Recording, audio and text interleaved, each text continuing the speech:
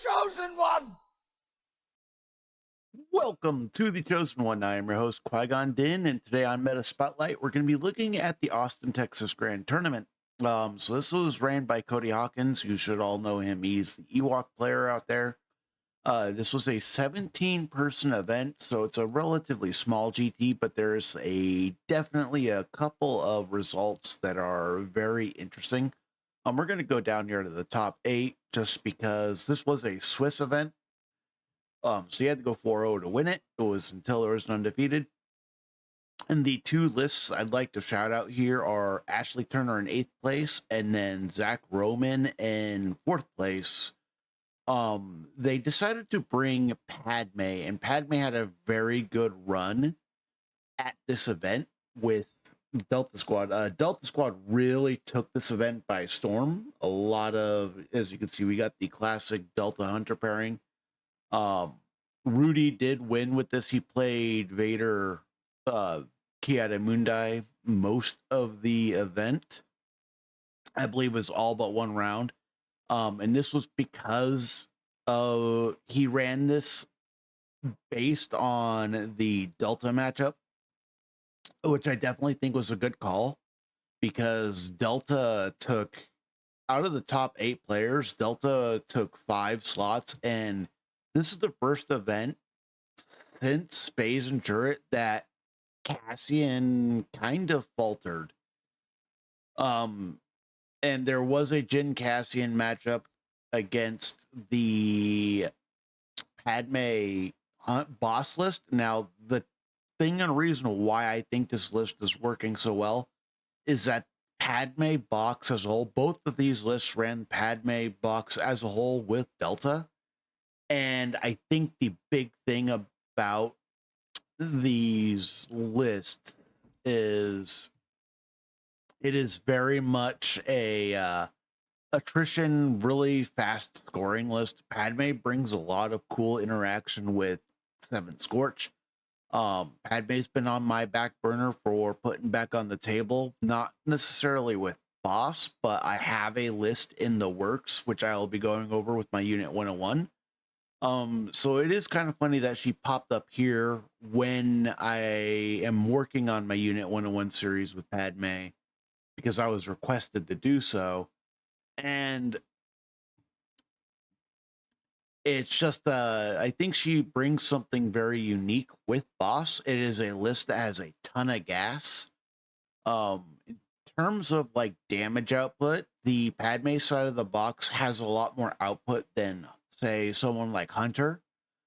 So you can really pile on the attrition and the speed of the list.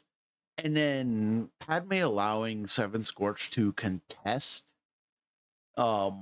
while wounded is going to allow her to like be this tiebreaker, basically level piece where she's gonna be, if she's alive, she's gonna be a problem on the board. And I think that the full handmaidens is something that a lot of people have not looked at a lot post patch. So Republic having a really good strong showing. We got second place was the standard Spectre list of Hera with Kanan. So that getting a second place finish, and then Hunter Obi-Wan is cool. It is cool that we're seeing like the resurgence of Hunter, even if it is with his boss. Mace is still doing his thing with like Mace Kenobi. We got a couple of those in Top Cut. We got a Mace Mundi list. Again, underrated pairing. Mace Mundi is just a really strong base list that can go into a lot of matchups. Rift did sneak into top 8, which is cool with the Rift Tamsin, Grievous, and then the Jin Andor list.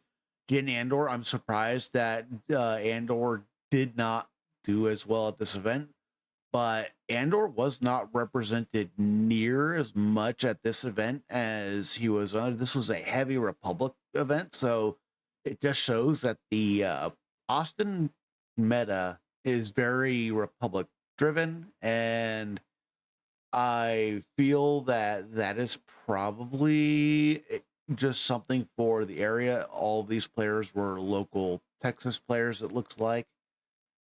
Um, A lot of them were. So we were looking at a couple players from North Carolina. Looks like very much a local meta though, and a lot of Republic showing up at this event. We got some Mandalorians didn't really come to show up. We got a couple Mace down here as well, but the the the top cut. This is a pretty spicy. This is the first event where Boss has come out swinging and has actually taken up the majority of top cut.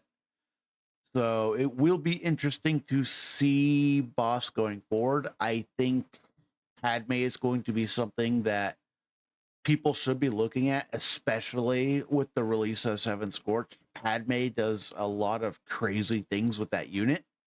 And if you can manage the force economy of that list, and I have a list for that, it's going to be very, very underrated.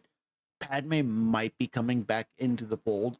For those of you who don't know, so early in the game's life, first 6 months, the best Republic list in the game was by far Mace Windu with Queen Amidala. Um, I think that list can see a resurgence. You may not be running the full Handmaiden package, but Mace with Amidala does some interesting things.